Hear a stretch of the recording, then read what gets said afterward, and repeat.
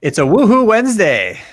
Absolutely. It's actually a wet Wednesday out here in Huntington Beach, and we're super excited for today's topic regarding selling a home in 2021 2.0. That's exactly right. Things might be a little bit different this year than they were last year or last time if you were even a seller within the last 10 years. So we just want to go over how to properly sell in 2021 to maximize your bottom line net.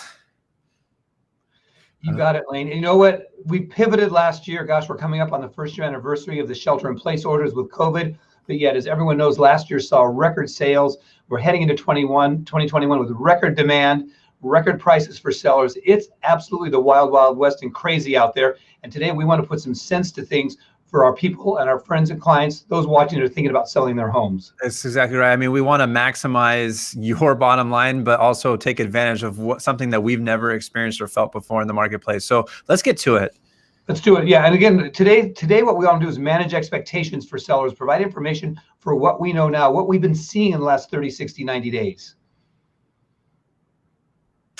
All right. It's all in the preparation. And that's exactly right. Because it could take several weeks in preparation by the time we hit the live button or on the open market. And then all that preparation, all that time, all that hard work, all those efforts that went into place to getting your home exposed and marketed and, being able to be seen by as many eyeballs as possible is probably what's going to get your house sold within days. So yes, there's weeks of preparation and then get it sold. It's like cooking, right? So sometimes it takes 2-3 hours, maybe even longer if you're an experienced chef to prep a meal, and it takes a lot less to eat it. And that's the same thing. Like, it's all in the preparation to have that 5-star fancy meal. It absolutely is, Lane. And we want to preface this point by saying there's a lot of talk out there on the street that says, gosh, the demand is so high, you don't need to stage your house. You don't need to get photographs done. You don't need to do anything to get your house sold for top dollar.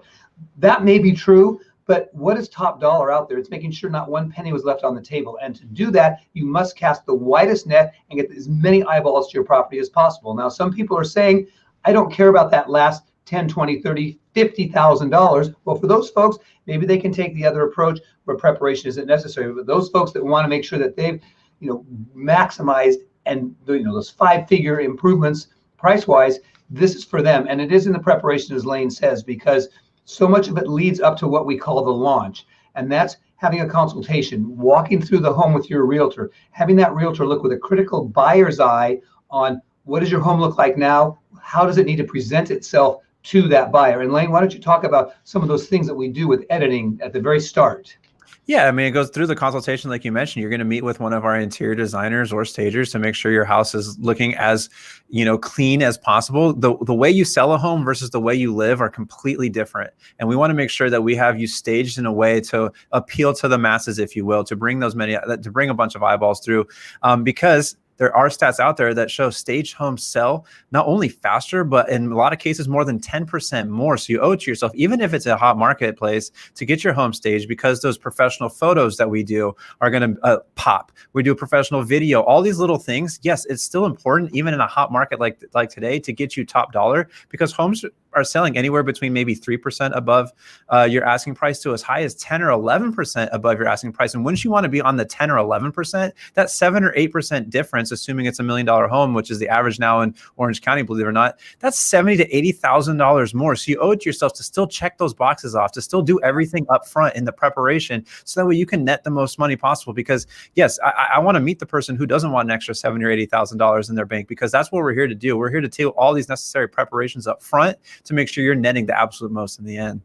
Absolutely. And as we close out on the preparation topic, there's 2 things I want to really remind clients of. Is, to Lane's point, how you sell your home and how you live in your home are 2 completely different things. What we're doing, what we're hired for, is to commoditize your home, to create a product that can reach the biggest audience, have the highest demand, and therefore elicit the highest purchase price possible. So if that makes perfect sense to you, from, you watch car commercials, they evoke emotion. They're all designed to get as many eyeballs out there, get as much excitement as possible, to get people out to look at the product.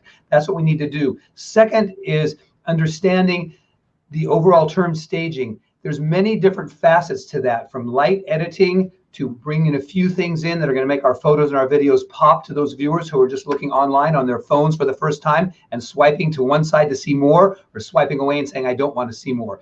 So again, light editing, adding a few props and so forth can be one thing, to a complete home staging. We have a team. We know what's going to work for each client's individual home to maximize the preparation so that, again, when we hit that commodity standpoint, we're getting as many eyeballs possible. Yeah, let me talk about 5 things real quick. 5 things that we do in the preparation, right? Number 1, postcard campaign. Number 2, professional photos. Number 3, professional staging. 3D virtual tour and professional video. Those are 5 things that if you're not doing right now, or if somebody's not offering you those things, that's a mistake. And that's what's going to leave money on the table, because those results, right? Let me go over the results of what just happened from one of our listings. It resulted in more than 500 phone calls between Scott, Phillip, and myself. More than 1,200 text messages came in, more than 75 scheduled showings, and 27 offers. So those activities are extremely important to still do today, even if it's a hot market. Do not get lazy. Do not take advantage of the hot market. Actually, yes, take advantage of the hot market, but lean into it by doing all these prep items to maximize your bottom line dollar. You know what, Lane? I love the passion you have. As we get about a third of the way into our show today, you can see I think our speech patterns have been sped up a little bit. We're talking a bit faster. This is the stuff that actually excites us because we put our creativity to work. We haven't even got to negotiating yet, but I hope you're taking some notes because you're going to see how the Sackin-Stone team puts their passion to work through every day, and it's really showing through on this call today, and I'm loving it. I did a little thing. It's the coffee, for honestly. I'm a little jittery this morning, but go to the next one. How to handle showings. Okay, that's great. So we did all the prep work. We're looking beautiful. We're getting a ton of phone calls, ton of text messages, and we're getting a ton of showing requests. So Scott, how would you handle the showings? Well, we pivoted and we've learned how to do that because, again, times are different in COVID. We don't get to do the traditional open house weekend launch anymore where we put it out there, we're there for a block of time, and people just get to show up and go through the house en masse, if you will. Everything now has to be absolutely strategic. And that's where our project management backgrounds come into play, because we have systems and programs in place that manage showings at 15-minute increments throughout the launch weekend. Again, on the case in point for our listing a couple of weeks ago, 70 showings, fine-tuned 15-minute increments, 2 8-hour blocks on Saturday and Sunday. And it went off without a hitch. We actually staff up as well. So we have one major team member at the check-in booth, if you will, at the front of the house. We have another team member at the front door, making sure that everyone is completely compliant with their booties, their sanitizing, their masks, etc. And then whatever requirements we have in addition to that from our sellers with regards to not touching things, so forth and so on. So that's one of the things we do. Lane can talk to you about the how-tos of how we get all this set up so seamlessly.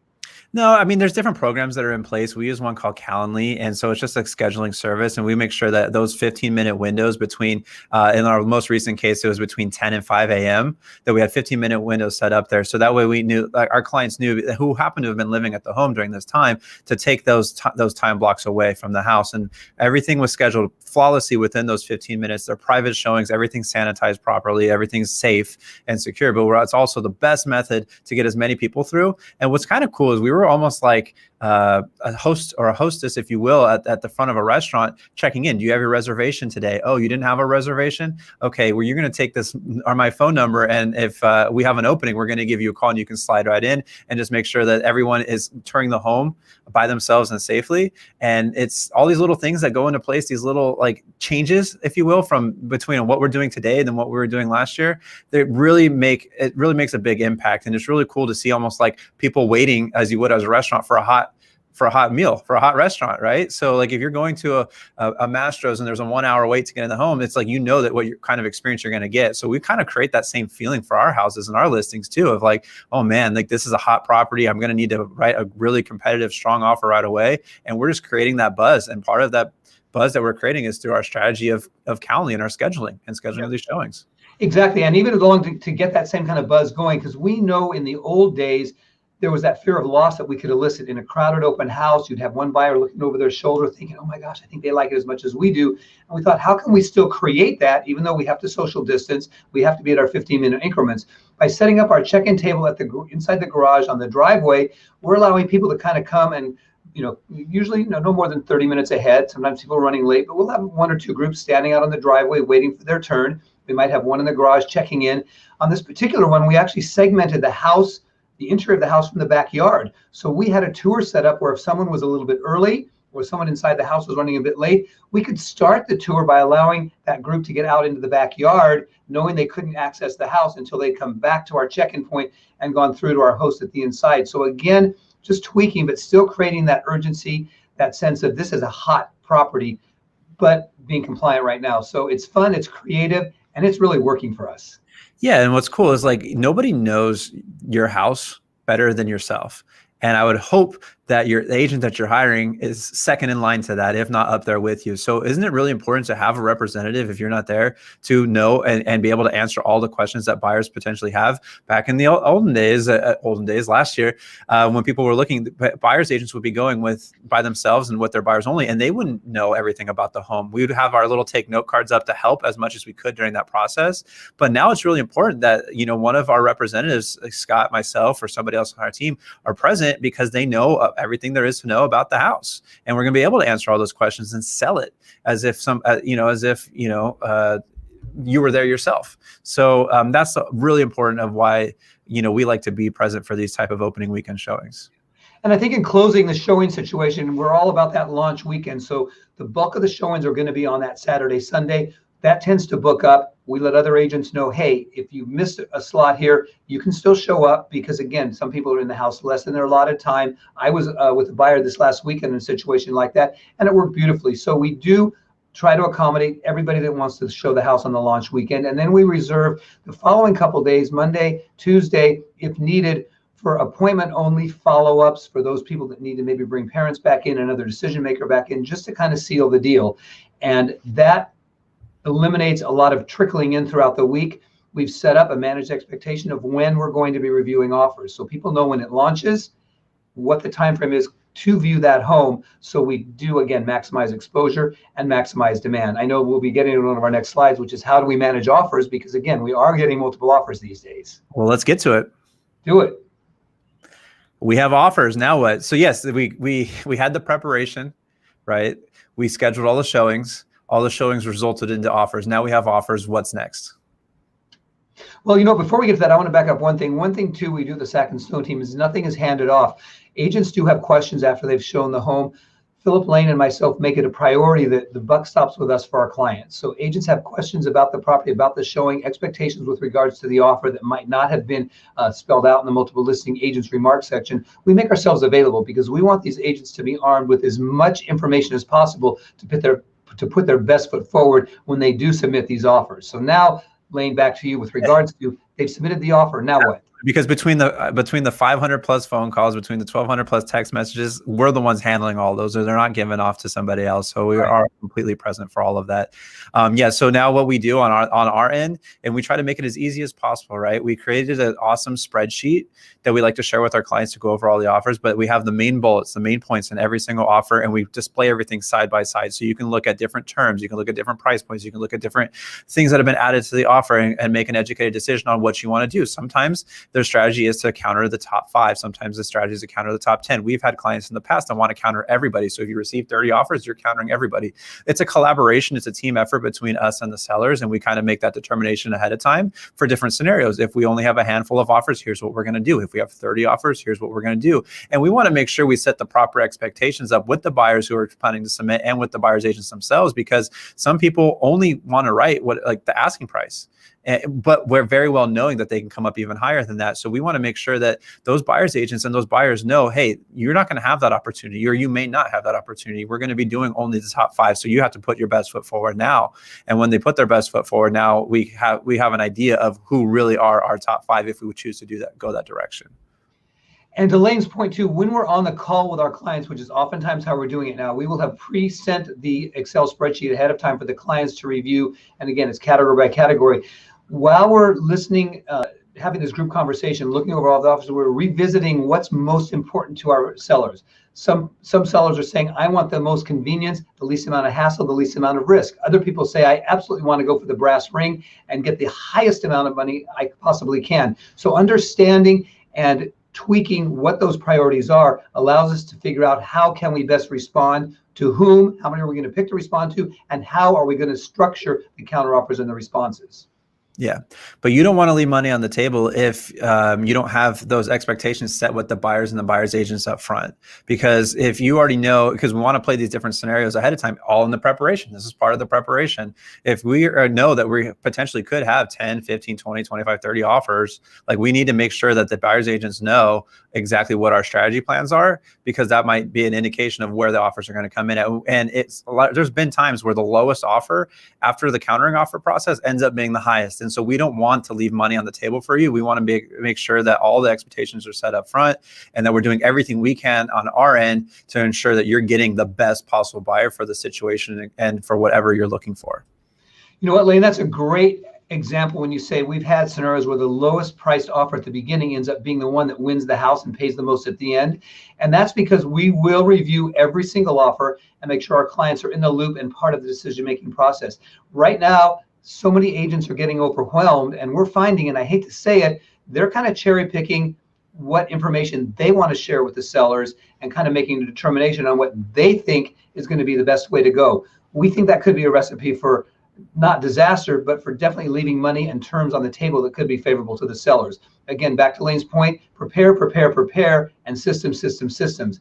With us, all of this is in place, so it's not any more difficult for us to make sure that the client is in the loop and sees all of the options possible, and we collaborate together to determine how we're going to respond. Yeah, this is such an amazing wave right now for sellers. And the only way to properly take full advantage of it is to be uber organized on the back end. And that's why Scott and I have spent so much time and like we're staying up like longer at night than we normally are, and waking up and getting in the office earlier than we normally are, to make sure we have all of these systems in place to be able to handle the influx of the additional showings, making sure those structures for the showings are in place, making sure when we receive the offers that everything is just so organized and on top of our game that nothing gets missed, nothing gets slipped through the cracks. Because if something does, you're losing money. And we don't want that for our clients. We want to make sure that when, like, our mission is to make sure that you net the most money in the least amount of time possible. And everything we're doing on the back end, behind the scenes, stuff that you might not even be seeing, the late nights, the early mornings, it's just all the preparation to ensure that, to make sure that you're getting everything that you want and everything that you need, and to make sure nothing slips through the cracks. And Lane, to that point that nothing slips through the cracks, let's talk about the offers have come in. We've reviewed them with the clients on the spreadsheet. Now it's time to go ahead and decide on how and when and whom we're going to counteroffer to. Let's talk about how we have our counteroffers positioned to make sure that nothing is left undone. Yeah, good question. So should we go under the assumption of that we're countering everybody, or countering top 5, or countering top 10? I mean, let's just say maybe we're countering the top 5 or 10, and the buyer's agents know that we're doing that. And so that's how they're submitting the offers. But yes, terms wise, we want to make sure the terms are identical for everybody, at least as close to possible. Obviously, a financed offer can't match an all cash per se, but we've had financed offers submit with absolutely zero contingencies, no loan contingency, no appraisal contingency, no investigations contingency. Even though they have a right to an inspection, they're still going in with no investigations contingency. So what we're trying to do is we're trying to make it fair for everybody to line up all of the terms. So we don't want to see the appraisal contingency. We want, if there is a loan contingency, we want it to be as short and as minimal as possible, including the investigations. And we want everything to be done quickly. And the only way to ensure it to be done quickly is to also, again, in the preparation, make sure that all of the seller disclosures are signed, all of the, the termite inspections are already done ahead of time, and all of those reports are being sent with the counteroffer. And then the buyer signing off, acknowledging, hey, I've read all the reports, I read all the seller disclosures, and yes, I agree to everything. And sometimes, in some cases, we want to see what your highest and best is at the end of the day. And so what we'll do is we'll see, hey, who's coming in with the highest price and matching all of the terms we're looking for. Right now, sellers are in the driver's seat. So if we counter 10 and we're very strict on terms, and we want them to sign off on everything, and we want to see what their highest in price is, and only 2 come back, which could be the case, at least we now know who our 2 strongest buyers are. We filtered out the good ones from the best ones, right? So like now we're only working with the top 2 best, and that's okay. If we go with one of the 2, then the second one gets placed in a backup offer position, and now you have the luxury of getting everything you wanted on the term standpoint and the highest price. Absolutely, Lane. And we have to remember, this is a great point. We had 27 offers just on that property a couple weeks ago. We only ended up having 4 of those 27 that stepped up to the plate at the end of the day. So many people out there are not educated on how the process works. The buyers aren't truly understanding what it takes in today's market. For those top tier few that are, those are the ones that we want to work with. But we also have to kind of look behind the curtain, if you will. We want to have a rapport with that agent, because a good escrow is a closed escrow. And what we've seen in the past in run-up markets like this, you'll have someone that raises their hand and says, I'm going to be the highest bidder, I'm going to get in, I'm going to get under contract. And then they will use those contingency timeframes as a time to kind of step back and say, okay, now how can I maybe turn the screws on the seller a little bit and get a little bit more back? Maybe they ask for an exorbitant credit for a very small repair item or something like that. We have to look between the lines to the background of the seller and make sure that their agent also understands we're going to be in a take no prisoners mode. And that's one reason we tighten up those contingencies, because once we get into escrow, we want everything to go. They know they're going to have to sign off on those contingencies if they do have them a day ahead of time. There's not going to be any wiggle room whatsoever. But that goes back to also managing expectations. It's not being too tough. It's just being businesslike and educating that agent to make sure they educate their buyers on just the way we do things, which again is not inordinately tough. It's just businesslike in today's marketplace. Yeah, a good listing agent will be able to ask for these shortened contingencies and these shortened timeframes, and that's great. But the great listing agents are assuring with verbiage in the counteroffers that there are no outs. For example, if we waive the appraisal contingency for a buyer and then maybe ask for a 7-day loan contingency, there is a weird out to where if it doesn't appraise, then it could affect them getting the loan, and now they're using the loan as an excuse. So make sure you have the verbiage in the counteroffer saying that if it doesn't appraise, you can't use the loan as an excuse to get out. Even though the only way you can use the loan as an excuse to get out is just by simply not qualifying for a loan. So there's different things in there. Also in the contract, what most people don't know about is they have 5 days to review reports and disclosures and HOA docs whenever they come in. So if you have 7-day contingencies and they come in on day 6, that means they have 5 days after day 6 to get to 11. So how do you tighten those up? How do you prevent that from happening? And that's, again, all in number one, the prep work. So that way we already have the reports done. We already have the HOA docs ordered. We already have the disclosures done. They're signing off on everything, so they don't have an excuse to extend the contingencies by 5 days or use those as outs. So that's what great agents do. And they take what good agents are doing right now and take it a step further. Absolutely. And that's understanding that RPA, the residential purchase agreement, is actually 10 pages long, and there's a lot of fine print in there. And that review time frame for documents is just one of the fine print items in there that the great agents are really digging deeper on to make sure that everything is covered. The I's are dotted, the T's are crossed, and there's just no way out above and beyond the other normal contingency timeframes, because it's you want to get into escrow, and like we said, you want to get in, you want to remove contingencies, and you want to close, and then everyone's happy. Absolutely. Well, if there's something that we didn't touch on that you still might have a question, send us a direct message, leave us a comment in the comment section below. We'll make sure we touch it. We're obviously very excited and passionate, and obviously we have a lot of coffee in us this morning, but we love what we do. And we love answering your questions. There's no bad questions. So thank you so much for watching. We're going to come back at you next Wednesday with another relevant topic of what we're seeing in the 2021 crazy marketplace, and we're excited to do so.